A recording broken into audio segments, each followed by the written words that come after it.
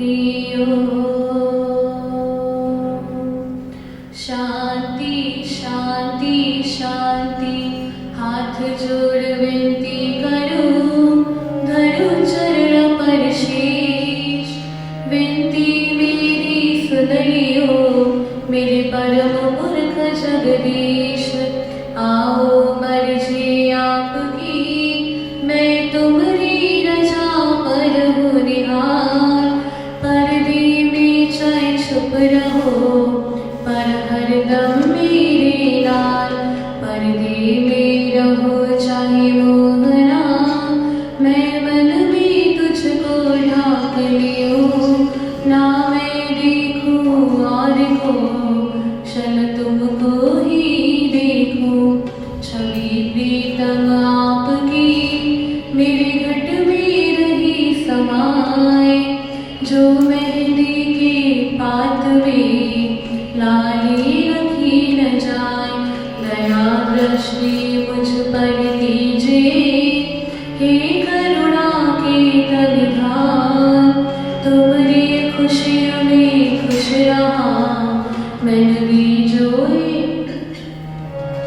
वरदान।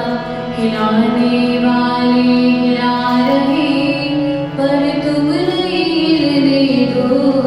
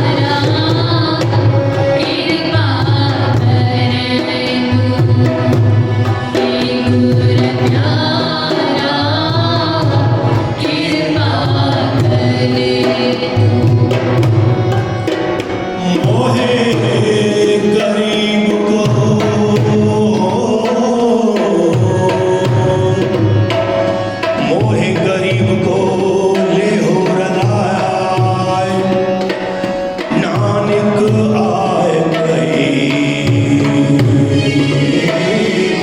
शरणा।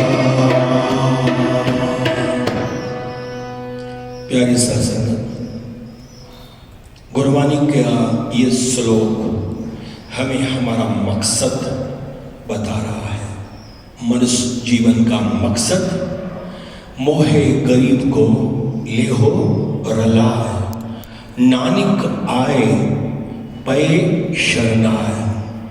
गुरु नानक सच्चे पातशाह समझा रहे हैं कि हे निरंकार, मैं आपकी शरण में आया हूँ, मुझे अपने चरणों से मिला दे। रलाए का मतलब मिला दे। मोहे गरीब को लेहो रलाए। हमारे जीवन का मकसद भी तो यही है कि हमें 84 काट के इस जन्म मरण के चक्कर से छुटकारा पाके प्रभु से मिलना है। बस ये एकमात्र उद्देश्य हम मानुष जीवन का है। पर अब तरीका भी बताया है गुरु नानक सच्चे पातशाह ने। मिले कैसे? क्या बोलते हैं दूसरे श्लोक में, कह नानक ये तत्व विचारा, कह नानक ये तत्व विचारा, बिन हर भजन नहीं छुटकारा। जब तक नाम नहीं जपोगे, हरि भजन नहीं करोगे, छुटकारा नहीं मिलेगा। गुरु ग्रंथ साहिब जी की 1430 अंगों में ऐसा एक अंग दिखाइए जिसमें नाम की महिमा नहीं हो या नाम उसमें नहीं आया। प्यारे साथ संगत, इतनी महिमा नाम की, इतनी महिमा नाम की। क्या कहा? अब ना भजस भजस कब भाई, आवे अंत ना भजया जाई। हे भाई, 84 लाख जूनियों में तो ये नहीं भज सकता। अब ना भजस कब भाई, कब भजेगा? ये मनुष्य जन्म में ही सिर्फ तू इसको भज सकता है। और आवे अंत, जब बुढ़ापा आएगा नहीं चल पाएगा, नहीं भज पाएगा। भजरे भजरे। प्यारी साध संगत, अब्दुल शाह लतीफ जी ने भी क्या कहा? सारी रात सुभान जी अज जागी जिन याद कयो। अब्दुल शाह लतीफ जवे जो मिट्टी लदो आमान, करोड़े कर सना अच्छी आसन दिन जी। अब्दुल शाह लतीफ इस जमाने में ये श्लोक लिख के गए कि जिसने सारी रात जागकर प्रभु का नाम जपा, उसकी मिट्टी को सलाम और पूरा संसार भी उसको नमन करता है। इसको प्रमाणित करने के लिए बहुत अच्छी घटना है, ऐतिहासिक। गुरु नानक जी वाला मर्दाना के साथ ऐसी नगरी में पहुंचे, वो पृथ्वी, नगरी नहीं पृथ्वी, जहां पर ध्रुव ने अटल पद पाया था। भगत ध्रुव की पृथ्वी में वो जाते हैं और तीनों जने उनके सामने खड़े हो गए। ध्रुव भगत जी समाधि में लीन है। जब उनकी समाधि खुली तो उन्हें गुरु नानक जी नहीं दिखी, गुरु नानक में विष्णु भगवान दिखे। वो उतर के चल के उनके चरणों में गिर पड़े। बोला, प्रभु जी, हे भगवान, आपने कष्ट किया मुझ पर, मुझे दर्शन देने आ गए। पता है गुरु नानक पातशाह ने क्या कहा? भाई, हम तुम्हें दर्शन देने नहीं, हम तुम्हारे दर्शन करने आए हैं। ध्यान देना प्यारी सत्संग जी, क्या वर्ड्स बोले गुरु नानक जी ने। हम दर्शन देने नहीं, हम दर्शन करने आए हैं। और जो मेरे ये साथी हैं, क्या बोला? उनको साथी बोला, शिष्य नहीं बोला। नम्रता देखिए, अपने शिष्यों को शिष्य ना कहकर बोलते हैं, और जो ये मेरे साथी आए हैं, ये इनको तुम्हारे दर्शन कराने आया हूं। क्यों? कि हे ध्रुव, तू जिस पदवी पे है, अटल पदवी पे, उस पदवी पे भगत प्रहलाद भी नहीं पहुंचे। सचखंड के सबसे नजदीक है आपकी पदवी, प्रहलाद की भी पुरी थोड़ा दूर है, और पुरिया भी इससे दूर है। पर ये ध्रुव, ये तुम्हारी पदवी, ये तुम्हारी पुरी, ये सचखंड के एकदम नजदीक है। प्यारी साध संगत, कितना बड़ा प्रभु ने कॉम्प्लीमेंट दिया कि हम तुम्हारे दर्शन करने आए। क्यों? क्या किया था इसने? अगर हम इसकी स्टोरी में जाएं तो प्यारी साध संगत, कमाल की स्टोरी। कहते हैं कोई भी चीज बगैर दुखों के नहीं मिलती। आप जो आजकल ये चैरिटेबल कैंसर की हॉस्पिटल भी देखते हो ना, कोई न कोई स्टोरी होती है। किसी का, धनी का, करोड़पति का कोई घर वाला कैंसर से जब गुजर जाता है तो घर वाले उसकी याद में वो अस्पताल खुलवाते हैं। चैरिटेबल, किसी भी चैरिटेबल की स्टोरी देख लो, ये मिलेगी। किसी की मौत ब्लड कैंसर से हो गई तो ब्लड डोनेशन के लिए वो प्रयास करता रहता है। कहते हैं एक चिड़िया जब अपने बच्चे को उड़ना सिखाती है तो बच्चों को ऊंचाई देख के डर लगता है, उड़ते ही नहीं है वो। अब क्या करें? तो माँ क्या करती है, उसको ऊंचाई पे ले जाकर उसको धक्का देती है, और धक्का देते ही उसके अंदर से एक अजीब सी एनर्जी उत्पन्न होती है और वो पंखों को फड़फड़ा के उड़ना सीखता है। दुख दर्द के बगैर किसी को कोई मंजिल नहीं मिलती। यही स्टोरी है ध्रुव की। जब ध्रुव 4-5 साल का था, अपने पिता राजा की गोद में जाके बैठ गया।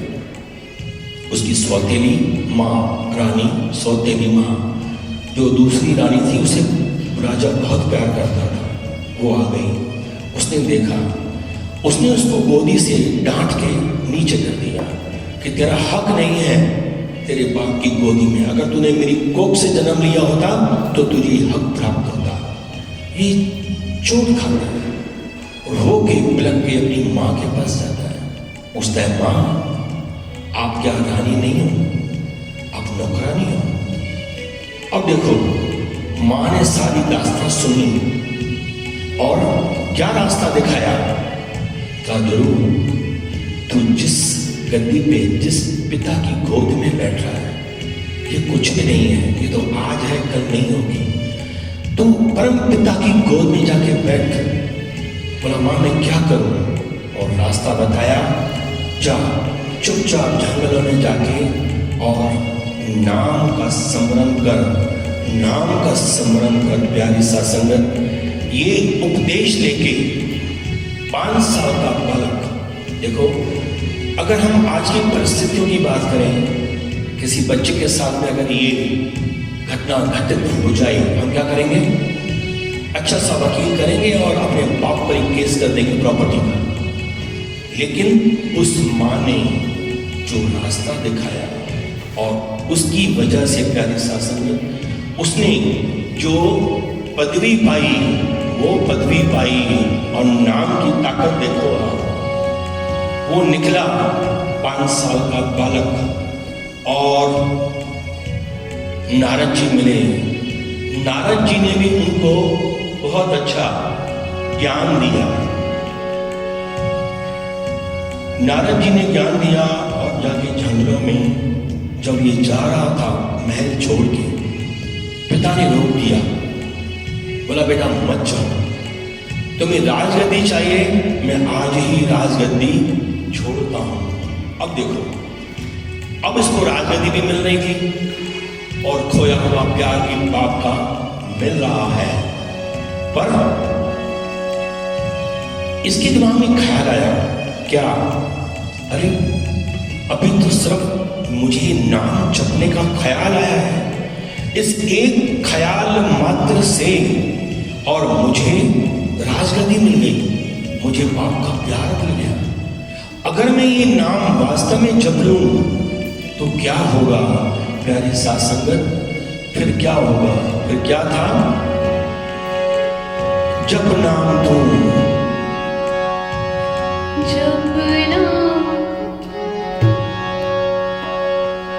जप नाम तू सांझ सवेरे ओ बंदे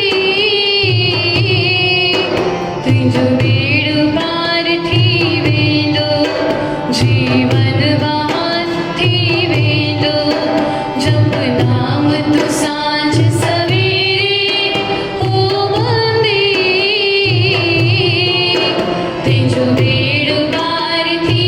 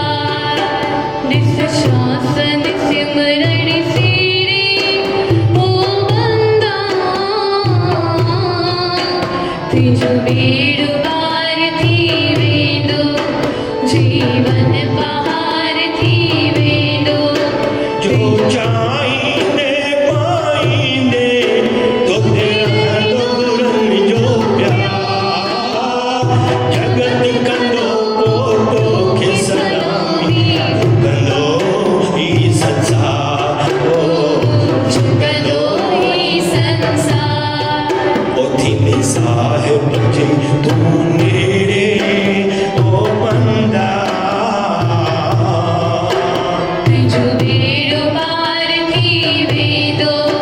जीवन बहार थी वेंदो तुझो बेड़ पार थी वेंदो जीवन बहार थी। बस तू एक नाम जप ले, फिर तू जो चाहेगा वो पाएगा और फिर संसार झुकेगा, प्रभु के नेड़े प्रभु के पास हो जाएगा। क्या देखा अपन ने? गुरु नानक सच्चे पातशाह खुद जाते हैं और क्या बोलते हैं, हम तेरा दर्शन करने आए हैं। क्यों? सिर्फ इस कदर नाम जपा था गुरु प्रहलाद ने। प्यारी साध संगत, हम गुरु भगत की कथा ना लें यहाँ, हमारा मकसद है नाम जपने के पीछे कारण क्या। मोक्ष बगैर नाम जपे नहीं मिल सकता। हम क्या करते हैं, 24,000 श्वास, कभी हिसाब लगाया है कितने श्वासों में प्रभु का नाम जपते हैं? एक श्लोक में कहा गया क्या, 24,000 का खर्च हमेशा, 24,000 का खर्च हमेशा आमदन मूल न थी वे, जिस बंदे नो इतना घाटा, सो बंदा क्यों जीवे। अगर खर्च 24,000 हो दिन की और आमदनी कुछ भी नहीं हो, कितने टाइम तक जी पाएगा बंदा?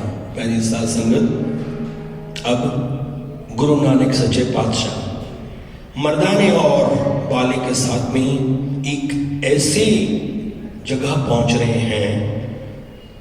कई जगह लिखा है वो उत्तराखंड की जगह है, पर कई लिखा है कि इस पृथ्वी की तो है नहीं। हमने तो यही सुना है कि बस एक पृथ्वी है, सूरज है, चांद है, तारे हैं, बस। पर गुरु नानक सच्चे पातशाह वाणी में लिखते हैं, लख लख आकाश, लख आकाश आकाश, लख पाताल पाताल। ये एक पाताल नहीं, ये एक आकाश नहीं, ऐसे लाखों आकाश, लाखों पाताल, लाखों धरतियां हैं ऐसे। और गुरु नानक सच्चे पातशाह तो यह भी कहते हैं कई जगह जीवन भी है जो अभी साइंस खोज नहीं पाई है। प्यारी साध संगत, अब ये बाला मर्दानों को लेके ऐसी पृथ्वी, ऐसी जगह पे गए हैं, क्या देखते हैं वहां पर इतने सुंदर बाग बगीचे और क्या फल फ्रूट है। मर्दाना को बोलते हैं मर्दाना जा, तो जितने भी फल फ्रूट खाने हैं खा के आ। अब ये जा रहा है, इतने सुंदर फल वृक्ष कभी देखे नहीं थे, ये मोहित हो जाता है, खाता है, लेके आता है, तीनों खाते हैं। पूछता है बादशाह मुझे एक बात समझ में नहीं आई, इतने गजब के फल फ्रूट और यहाँ तो कोई दिख ही नहीं रहा है, ये खाएगा कौन इनको, ये तो बेकार हो जाएंगे। गुरु नानक सच्चे पातशाह ने बोला मर्दाना, निरंकार ने आज तक कोई भी ऐसी चीज नहीं बनाई जो व्यर्थ जाए। तो बोला फिर ये खाएगा कौन? बोला इनको खाने के लिए वो जोगी तपस्वी जो पहाड़ों में हजारों सालों से तप किए बैठे हैं, ये वो जब उनको भूख लगती है, ये अमर फल कहते हैं इसको, ये अमर फल वो खाने आते हैं। और ये सिर्फ वो ही खाने आते हैं जो उस पदवी पर पहुंच जाते हैं। तो बोले फिर एक बात की शंका और है। बोला फिर हमने तो ऐसा कुछ भी नहीं किया, हमें कैसे खाने को मिल गए? देखो कितना अच्छा सवाल था। गुरु नानक सच्चे पातशाह बोलते हैं भाई तूने साथ संगत करी है, तूने एक साधु की संगत करी है, और संगत का प्रभाव ये है अगर आप में योग्यता नहीं तो किसी अच्छे संत महात्मा का जाके पल्लू पकड़ लो, बस ये तो कर सकते हो। याद कीजिए कथा किसकी? नामदेव त्रिलोचना की। नामदेव ने 72 बार दर्शन किया, उसी गांव में त्रिलोचन भी रहता था। त्रिलोचन भक्ति बहुत करता था, बहुत धनी भी था, भक्ति भी बहुत करता था, पर उसको कभी प्राप्ति नहीं हो रही थी। वो ये सोचता रहता था कि मेरा ये दोस्त मेरे गांव में ही है, उसको 72 बार दर्शन मिल गया, मुझे क्यों नहीं? अब थक हार के वो नामे के पास जाता है। नामे को बोलता है भाई नामा, भाई मैं भी तेरा दोस्त हूं, मेरी भी सिफारिश कर दे, मुझे भी दर्शन करा दे, मुझे भी दर्शन करा दे। नामा बोल रहा है भाई ये मेरे बस की बात नहीं, मैं प्रभु को बोलूंगा, अर्जी जरूर करूंगा, बाकी उसकी मर्जी, अब वो करे तो करे, ना करे तो ना कराए, पर बोला मुझे अर्जी तो करना। अब नामा भगवान को कई बार बोला, हे प्रभु, हे विष्णु, मेरे दोस्त की ये इच्छा है, उसको दर्शन उसको भी करा दे। बोला नामा इस चीज को भूल जा, वो इस पदवी पे नहीं है, उसको कई जन्म लग जाएंगे, उसने भी वो भक्ति नहीं की है, तो इस बात को छोड़ दे। ये आके ऐसे ही अब त्रिलोचन को बोलता है, पर ये हारता नहीं है, वापस चरणों में गिरता है। नहीं नामा, तेरी बहुत अच्छी भगवान से यारी है, रिश्तेदारी है, नाता है, तू मुझे दर्शन करा दे। प्यारी साध संगत, नामदेव दोबारा प्रभु के चरणों में गिरता है, बोला भाई मेरा दोस्त है, करा दे, दर्शन दे दे, तेरा क्या जाएगा? भगत की बात को भगवान टाल नहीं सकते। प्यारी साध संगत, नामा कहे त्रिलोचना, मुख तेरा संभाल, हाथ पांव कर काम सब, चीत निरंजन नाल। जुक्ति बताई, नामा मैंने भगवान से प्रार्थना करी है, पर तू क्या कर, तू भले काम तो सब करता रहे, लेकिन चित्त प्रभु के साथ जोड़ दे। आगे तो कथा सब जानते ही हो आप कि भगवान ने इसको दर्शन दिए, पर नौकर बन के उसके घर में 1-1.5 साल रहा था, ये इतिहास बताता है। पर उसको परखने की आंख नहीं थी, नहीं देख पाया, नहीं समझ पाया। भगवान को जान छुड़ानी थी, एक ट्रिक से उसने कंडीशन रखी थी। वो कंडीशन भगवान ने उनसे तोड़वाई और भगवान भाग गए।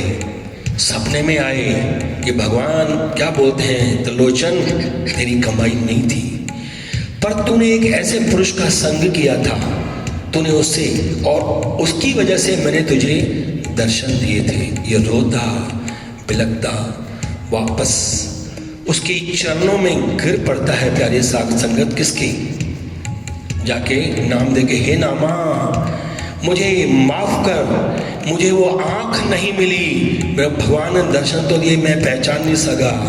एक बार बोल दे मुझे साक्षात उसी रूप में दिखे, ये मैं नौकर के रूप में पहचान नहीं पाया। मेरे ये अभाग्य थे, पर मैं अभागा, मैं भगवान से नौकरी करवाई, पर मैं पहचान नहीं पाया। प्यारे साथ संगत, नाम देख के कहने के ऊपर वो दोबारा जाके वो भगवान को दर्शन देता है, तद है। इसीलिए बोला क्या, संग करो साधुओं का, आपका बेड़ा तर जाए। अगर हमारे में योग्यता नहीं है, हमने भी क्या किया, बचपन में ना अक्ल थी, ना नाम के बारे में जानकारी थी, साईं का पल्लू पकड़ लिया।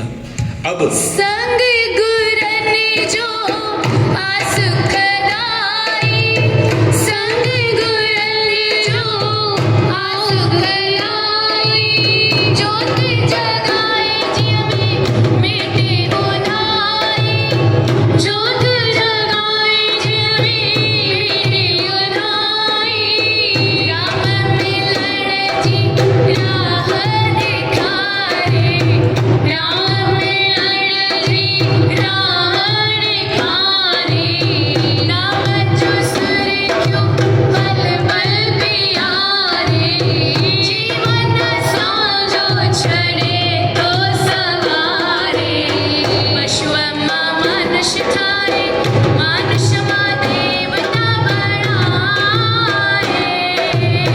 पशुअम्मा मानुष ठारे, मानुष माँ देवता बनाए,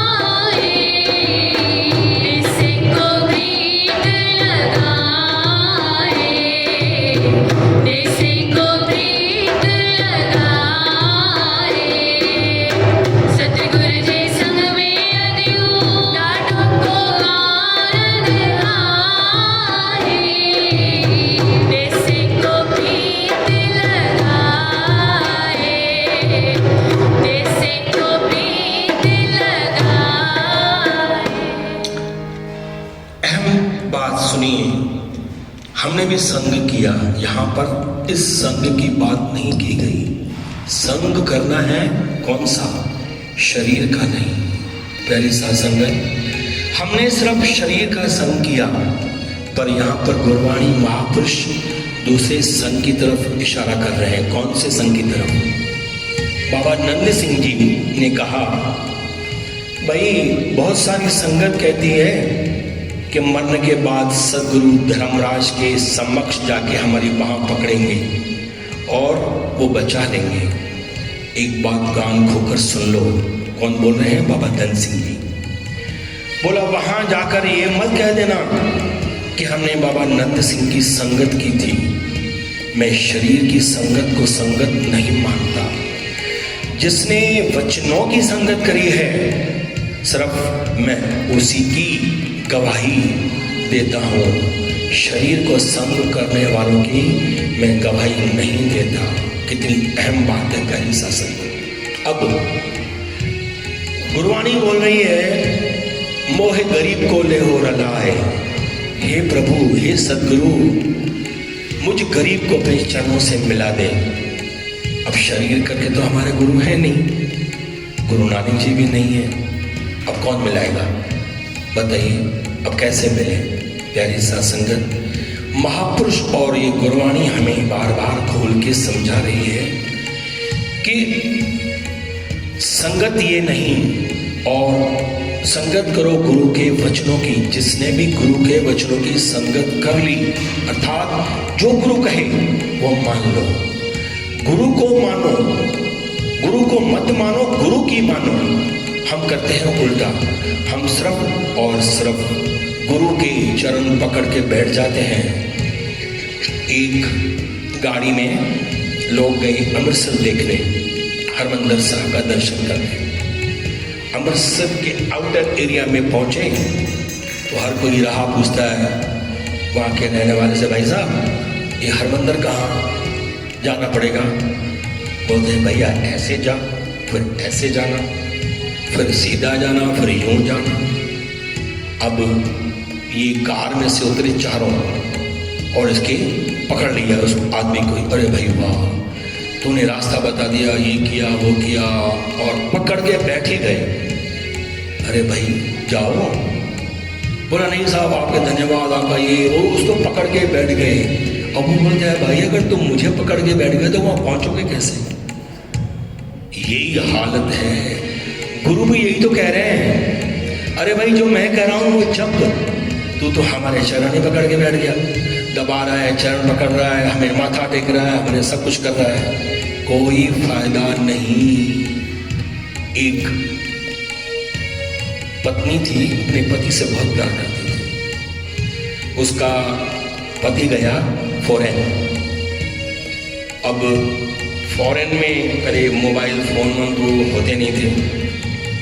वो प्रेम भरा पत्र अपनी पत्नी को लिखता, और ये जैसे ही पत्र प्राप्त करती, चूमती, आंखों पे रखती, सजा के रखती, एक रेशमी कपड़े में लपेट के अपनी तिजोरी में संभाल के रख दिया। दूसरा आया, दूसरा भी भाई उसकी प्रेम को प्रकट कर रहा है ये पत्र, कितना प्रेम है उसको।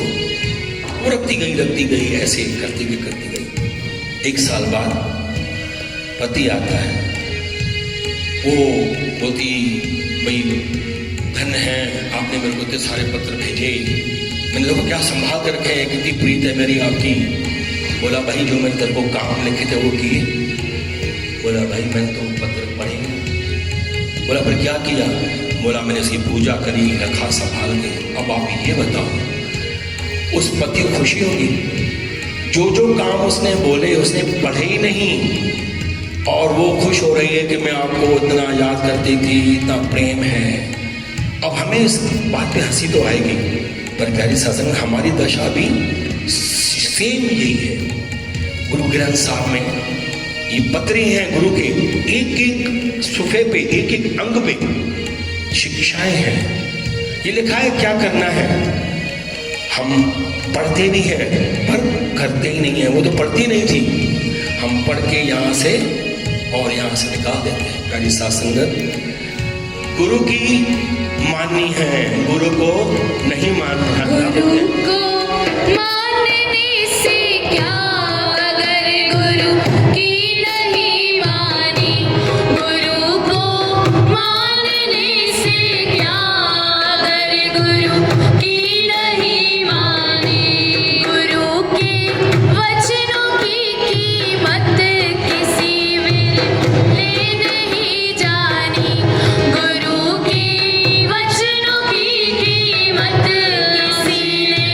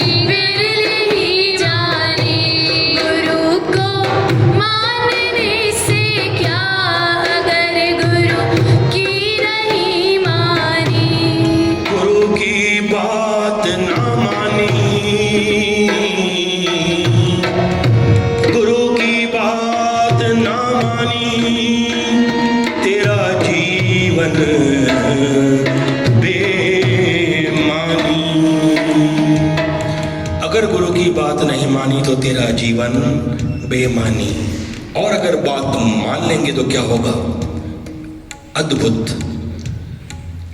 एक घटना क्या प्रमाणित करती है, अगर बात मानो तो एक पापी, एक डाकू, डकैत, सिर्फ उसने बात मानी, देखो क्या से क्या हो गया। एक संत महात्मा, उसका नियम था क्या, जहां भी वो जाता तो वो क्या करता था, एक ही जगह 4 महीने तक बैठता था। जब वो वहाँ अपना स्थान जमाने लगा तो गांव वाले आए, भाई साधु जी आप यहाँ मत बैठो, ये जो गांव है ना ये सब डाकुओं का है, यहाँ आपको कोई सेवा पानी नहीं करेगा और ना ही आपको कोई भोजन की सेवा कर पाएगा। बोला हमारा असूल, हम एक जगह पे बैठेंगे, 4 महीने वहाँ से हटेंगे नहीं। और सुनो, हम तुम्हारे भरोसे नहीं आए, हम निरंकार के भरोसे आए हैं, वो अपने आप खिलाएगा। अब ये कह के चले गए। अब उन्हीं गांव वालों ने सोचा बेचारे साधु कहाँ जाएंगे, मानी नहीं बात उन्होंने। अब उस गांव से तो कुछ आना नहीं है। अब इन गांव वालों ने इसकी सेवा करना चालू किया। सेवा चालू करते करते ही करीबन काफ़ी महीने हो गए, 2-3 महीने, आखिर का महीना बचा था। तो डाकुओं के भी आप में हलचल चल रही थी, अरे भाई वहाँ चले मत जाना, जादूगर है, पता नहीं क्या करता है, वो डाका छुड़ा देगा, ये कर देगा, वो कर देगा। पूरा ये उस डाकू वाले गांव में ये चर्चा चली। और सरदार बोले कोई भी नहीं जाएगा वहाँ, नहीं तो पता नहीं क्या कर देंगे, वो अपनी पेशे से उतार देंगे और हम तो कोई पेशा और जानते नहीं है, भूखे मर जाएंगे। अब उनमें यह फैला हुआ। अब क्या होता है, आखिरी का दिन बचा था। अब सरदार ने विचार किया अपने डाकुओं के साथ, भाई हमारी तो बहुत बड़ी बदनामी हो रही है आसपास में, भाई ये देखो कैसे आदमी है, इनके घर में साधु आए हैं और उन्हें एक दिन भी पानी भी नहीं मिलाया उनको। अब क्या करें, अब इस थोड़ी इज्जत रही सही बचाएं, आज आखिरी दिन है। बोले फिर क्या करें, बोला फिर चलो इनको दूसरे गांव जा रहे हैं, इनका सामान वामान हम उठा के पहुंचा के आते हैं, भाई ये भी एक सेवा है। पर बोला सरदार ध्यान रखना, इनकी बातों में नहीं आना, ध्यान रखना। अब ये कह के चले गए, साधु के चरणों में गिरे। साधु ने बोला भाई कौन हो, हमें तुम तो ये 4 महीने में पहले कभी दिखे नहीं। बता दिया साफ साफ कि हम पास वाले गांव से ही आए हैं। बोला क्या काम करते हो, बोला हम चोर हैं, चोरी करते हैं। बोला भाई कमाल है, सच बोल दिया इन्होंने, तो कौन सच बोलता है। अब सच बोलने पे साधु भी खुश हो गया। बोला हमें एक मौका दे दो, हमने आपकी सेवा नहीं की, हम शर्मिंदा हैं, हम आपका सामान वगैरह ही दूसरे गांव पहुंचा देते हैं। रास्ते में क्या है और भी बहुत ज़्यादा ऐसे आपको मिलेंगे चोर चुके। बोला चलो। अब ये साधुओं के साथ में चल पड़े। साधु ने, इनको बहुत तरीके होते हैं गजब के, किन से किस तरह काम लेना चाहिए, कोई साधुओं से सीखे प्यारे साथ। इतने इनको तौर तरीके होते हैं, ये कभी किसी को बोलते नहीं है कोई काम छोड़ो, कोई चीज़ पकड़ा देते हैं। बाबा नंद सिंह जी वगैरह ये जो सिख हुए हैं ना, बड़े बड़े ऊंचे पदवी वाले, उनके पास कोई एक बार आया, गांव का, सारे गांव के आए, भाई चौधरी था वो बहुत दारू पीता था और उसकी वजह से पूरा गांव बर्बाद था, दारू पीते थे। तो चौधरी बोलता था अगर मैं जाऊंगा, बोलेंगे भाई तुम दारू छोड़, वो छोड़ नहीं सकता, वो जाता ही नहीं था। गांव वालों ने कोई एक बार उन्हें प्रवचन में बोला, गांव वालों को भाई छोड़ते क्यों नहीं हो। बोला हमें कहने से क्या फायदा, उस एक को रोक लो। किसको, चौधरी को, पूरा गांव छोड़ देगा। तो बोला अच्छी बात है, उसको बुलाया, बुलाओ उसको।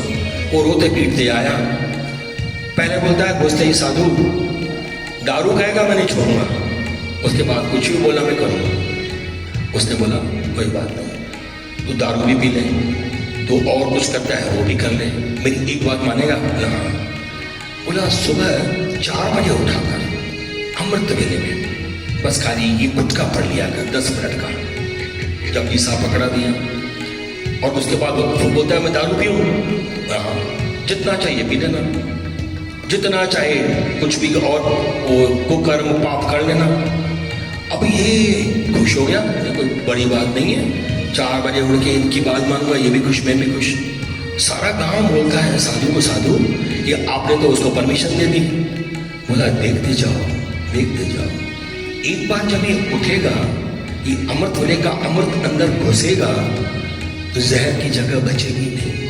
और ये फैक्ट है मेरे शासन में, ये ऐसे सुधारते थे। अब देखो डाकू ने बोला देखो अब भाषण तो देना मत, हम सामान उठा रहे हैं, प्रवचन सुनाना मत, और कुछ बात करनी है तो कर। साधु ने बोला नहीं, मैं तुम्हें डाका छोड़ने के लिए, डाका होने के लिए नहीं बोलूंगा, चोरी करने के लिए, बंद करने के लिए। पर बोला मेरी 2-3 बातें हैं, वो तो कर ले, बहुत आसान आसान। बोला हाँ करूँगा। बोलता है अब एक काम कर, आप डाका डालते हो, चोरी करते हो? हाँ। बोला किसी गरीब के घर चोरी मत करना। बोला हमारा दिमाग खराब है, गरीब के पास क्यों जाऊंगा? आपकी बात मान ली, मान ली। अच्छा बोलता है कि जिसके घर में वो नमक खा ले, बोला मैं चोरी करने जाऊंगा, भोजन करने थोड़ी जाऊंगा, वहां रात को चोरी करके आ जाऊंगा, डिनर कौन खाएगा? आपकी ये बात भी मान ली। फिर बोलता है कि दारू पीता है? बोला हाँ। रोज पीता है? हाँ। बोला एक दिन छोड़ सकता है? बोला हाँ। बोला चल एकादशी पे मत पिया कर। बोला पर एक बात सुनो, मैं उससे पहले डबल पी लूंगा तो आपको एतराज नहीं है? बोला नहीं। बोले तू 4 गुना पी लेना पर एक दिन छोड़ देना। बोला चलो ये बात भी मानिए आपकी, क्या फर्क पड़ता है, रात को 1 बोतल की बजाय 4 बोतल पी लेंगे, कल नहीं पिएंगे। फिर बोलता है 4 जनों की माँ को अपनी माँ समझना, बुरी नजर मत डालना। एक राजा की रानी पत्नी, मित्र की माँ, गुरु की माँ और अपनी माँ, और ये कर सकता है? बोला कोई दिक्कत नहीं, हम जैसे माँ उनकी हमारी माँ, कोई बात नहीं। ये भी बात बोलता है गोश्त भी खाता होगा? हाँ सब खाता हूँ। बोला किसका? बोला सबका खाता हूँ। बोला किसी एक का गोश्त छोड़ सकता है? अब ये दिमाग में लड़ा रहा है मैं किसका नहीं खाता हूँ। बोलता हाँ जी। बोला मैं कौवे का मांस नहीं खाता। ये भी बात मान ली। बोला मैं खाता ही नहीं कौवे का। खुश हो जा साधु तू। अब साधु अपने तरफ से खुश हो रहा है कि ये मेरे चक्कर में आ रहा है, और वो अपनी तरफ से खुश हो रहा है मेरा काम बन रहा है, और वो भी खुश हो रहा है। अब वो क्या होता है मेरे शासन में, अब ये साधु चले गए, ये अपने काम पे आ गए। अब ये बोलता है साधु ने बोला है कि छोटे मोटे जगह क्या चोरी करें, चलो एक लंबा चक्कर हाथ मारते हैं, अब 5-7 साल चोरी नहीं करेंगे। अब गए राजा के घर में चोरी कर रहे हैं, डाका डाल रहे हैं। घुस गया अंदर तो घुस गया और सारी तिजोरी का माल इकट्ठा कर लिया। जाने लगा, अंधेरा था तो यूं करके चलते हैं ना, तो किसी बर्तन में थाली में कुछ हाथ लग गया तो कुछ लगा उसको, यूं किया तो नमक था।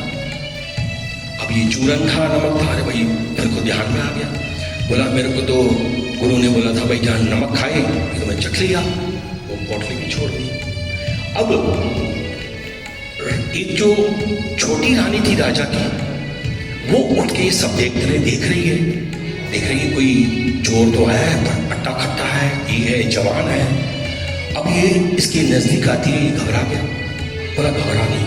रानी बोलती है तू एक काम कर, तू मेरे को अपने साथ ले चल, तू मुझे अपनी पत्नी बना के रख। ये हैरान हो गया। बोला भाई ये क्या है? बोला राजा बुढ़ा हो गया है और बीमार भी रहता है, तू मुझे ले चल। अब इसको फिर तीसरी बात ध्यान रही, भाई राजा की रानी माँ समझना। अब होता है माता, तू मेरी माता है, राजा की जो रानी है माँ समान होती है। अब ये कुदरती क्या है, राजा ही सारी बातें सुन रहा था, हैरान रह गया। बोला ये डाकू और ऐसे उसूल। प्यारे साथ संगत, सुबह हुई, पहचान गया इसको, ये किस गांव के हैं। राजा ने उनको बुलाया, भाई इधर आ जा, और उसको अपना वारिस तय किया। बोला तू मेरा प्रमुख चीफ मिनिस्टर मंत्री बन के रह, क्योंकि तेरे जैसा उसूलों वाला आदमी तो मुझे इनमें नहीं दिखाई देता जो मेरे मंत्री हैं। तू मेरी रानी को नहीं ले गया, सारा सामान छोड़ गया, ये कहाँ से सीखा। तब उसने बात बताई, मेरे भाई गुरु के उपदेश ने बोला था ये 3-4 चीजें मत करना, मैं खाली उसको कहना मान रहा हूँ मैं बुरा हूँ राजा। बोला नहीं भाई, जो तेरे उसूल हैं मुझे ऐसा ही मंत्री चाहिए। जब तक मैं जिंदा हूँ, जब तक तू मंत्री, मेरे बाद तू राजा। अब राजा मर गया, अब ये राजा भी बन गया, डाकू राजा बन गया। तो इसने क्या किया, सारी अपने गांव को जो इसके वो सिपाही थे उनको अपनी सेना में भर्ती कर लिया। अब वही साधुओं की मंडली वो आई यहाँ पे। अब इसी बीच वो डाकू बीमार भी हो गया बहुत ज्यादा।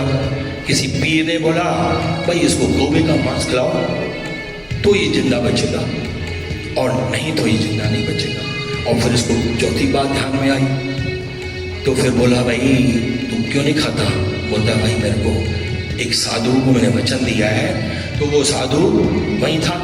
बोला भाई ये तो मेरी वचनों को इतनी पालना कर रहा है। प्यारे सत्संगत, ये संगत का प्रभाव, गुरु की एक बात मानने का नतीजा देखो। वचन मेरे सत्य गुर जाहि राय मोती, वचन मेरे सत्य गुर जाहि राय मोती। बुधड़वा राजा हंडड़वार को कोई, बुधड़वा राजा हंडड़वार कोई कोई। वचन मेरे सत्य गुर जाहि राय मोती, वचन मेरे सत्य गुर जाहि राय मोती। बुधड़वा राजा हंडड़वार को कोई, बुधड़वा राजा हंडड़वार कोई कोई। आहे कोई सत्य गुर जावत न जो छठी, आहे कोई सत्य गुर जावत न जो छठी। महर पई वसी रामा महर पई वसी, ओ महर पई वसी अम्बा महर पई वसी।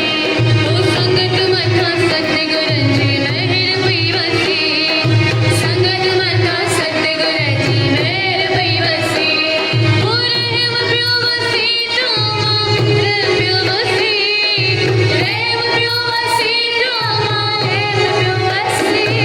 संगत मथा सत्य गुर जो रहम प्यो वसी, ओ संगत मथा सत्य गुर जो रहम प्यो वसी। ओ महर पई वसी रामा महर पई वसी। शरण तो देखो हमें भी मिली है, पर इसको शरण नहीं कहते। जो मंदिर में रह रहे हैं, ये शरीर की संगत शरण नहीं। हमें आज यही सबक मिला, यही मिला प्यारे साथ संगत, वचनों की संगत करनी है। बाकी उस संगत से कोई प्रभाव नहीं पड़ने वाला। ये तो वही बात हुई कि खतों को चूमते जाओ जो लिखा है उसको ना तो पढ़ो और ना उस पर चलो। अगर हम चलेंगे तो हमारा कल्याण निश्चित है। प्यारे साथ में आइए पल्लव पाके हम आज की सत्संग की समाप्ति करेंगे।